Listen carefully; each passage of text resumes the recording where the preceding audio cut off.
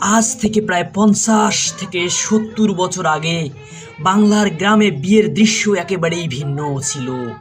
তখন আজকের মতো গাড়িবহর, মাইক্রোবাস কিংবা ডিজে সাউন্ড ছিল না। বর নিজে নিজে পায়ে হেঁটে, কখনো বা পালকিতে চড়ে, আবার কোথাও নৌকা ভাসিয়ে কনের বাড়ির উদ্দেশ্যে রওনা দিত। তার সঙ্গে থাকতো আত্মীয় স্বজন, প্রতিবেশী, সবাই মিলে এক আনন্দ ঘনযাত্রা। পথে জুড়ে থাকতো হাসি ঠাট্টা, গান, এক ধরনের সরলতার ছোঁয়া, যা আজকের দিনে খুব একটা দেখা যায় না। কিন্তু অবাক করার মতো বিষয় হলো, এই দৃশ্যগুলো এখনও পুরোপুরি হারিয়ে যায়নি। বাংলাদেশের চরাঞ্চলগুলোতে এখনও চোখে পড়বে সেই পুরনো দিনের বিয়ের ঐতিহ্য, যেখানে অনেক সময় বর পায়ে হেঁটে কিংবা নৌকায় চড়ে বিয়ে করতে যায়। আধুনিকতার ছোঁয়া শহরের যতই প্রবল হোক, গ্রাম বাংলার এই ঐতিহ্য এখনও নিজের জায়গায় ধরে রেখেছে এই চরাঞ্চলের মানুষগুলো।